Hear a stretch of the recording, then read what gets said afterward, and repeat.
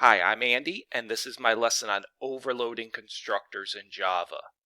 In this lesson, I'll show you how to overload constructors, meaning how to add multiple constructors to a class. We'll also discuss how to pass information to a constructor using parameters. Lastly, I'll show you how to use the keyword this to simplify your constructor code. Let's get started. In my previous lesson, we added a constructor to the rectangle class. Remember, constructors are blocks of code that execute when you make an object using the keyword new. Their job is to initialize all the object's instance variables. In this lesson, we're going to overload the constructor, which means we're going to put additional versions of the constructor into our rectangle class. We'll add just one more constructor in this case, one that creates a rectangle of a specific length and width. All constructors start the same way, with the public access modifier and the name of the class. In these parentheses here, we put what are called the parameters, or sometimes called more specifically, the formal parameters. Parameters are very much like variables. Just like variables, they have a data type which indicates the type of information that will be stored in them. Specifically, they hold the information that will help the constructor build the object. The job of this constructor is to make a rectangle object of a specified size. To do so, it needs to be given two pieces of information: the length of the desired rectangle and its width. We'll store the desired length in a parameter called len, and the desired width in a parameter called wid. Both of these parameters are doubles because the length and the width instance variables are doubles. Now we need to write the body of the constructor. Remember, the job of the constructor is to initialize all the instance variables. Let's initialize ID first using the same code as our original constructor. Now we'll initialize the length and width instance variables using the values in the len and wid parameters. And that's it. That's our second constructor.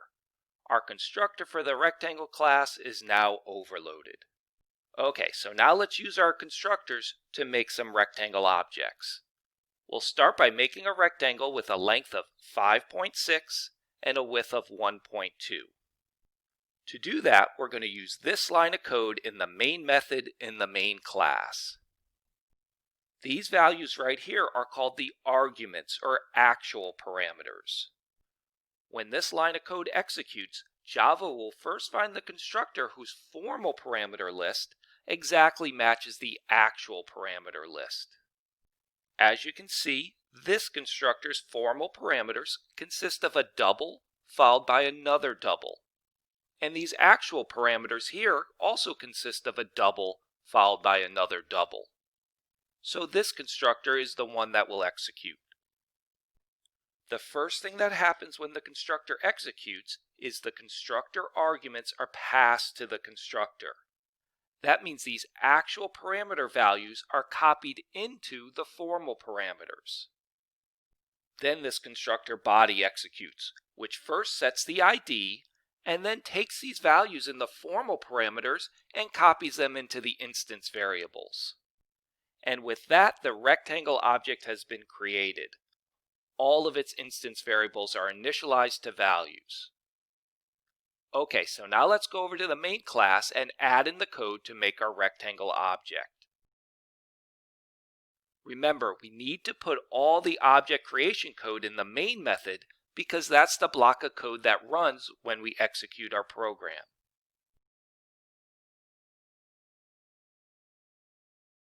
Let's run this code just to make sure we don't get any compilation errors or runtime exceptions. Notice, nothing really happened here. That's because our code in the main method doesn't include any print line statements. But since there's no errors reported here, we can conclude that our rectangle object was created successfully. Instead of using literals, meaning hard-coded numbers, in our call to the rectangle constructor, we could have first made a few variables and then passed those as our arguments to the constructor, like this.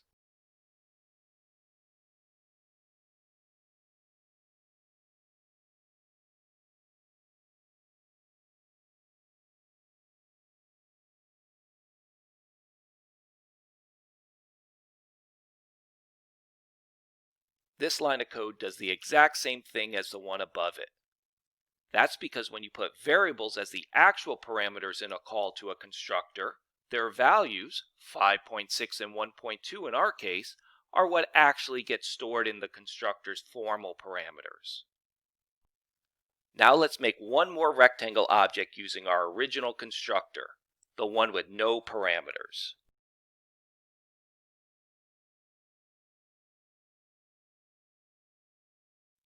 Let's run our program again and make sure there's no errors.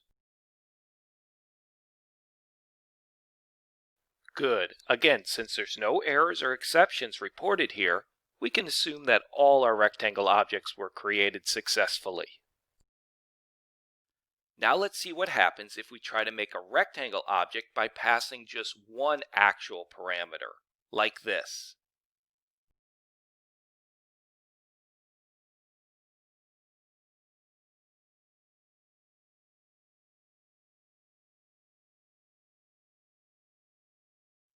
Notice we got a compilation error.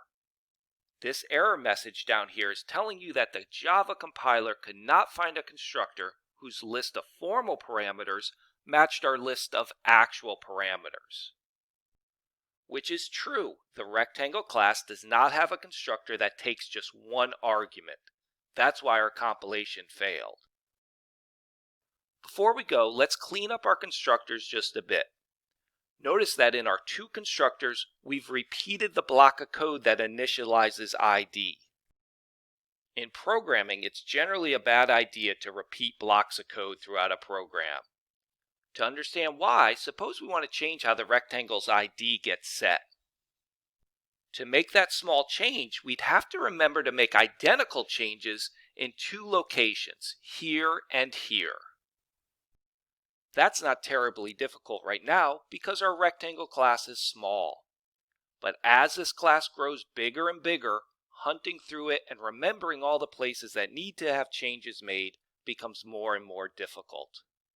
So it would be far better if we could take all that duplicated code and put it just in one place.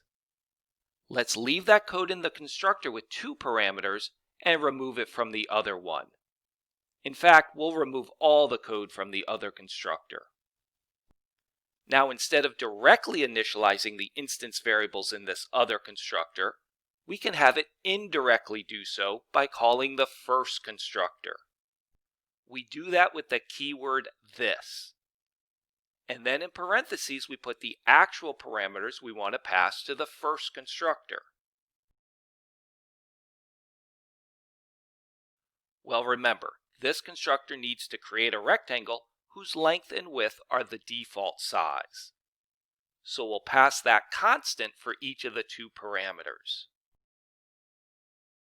So make sure you understand what's happening here. When this constructor executes, which happens when someone makes a new rectangle and passes no arguments, it will call this other constructor.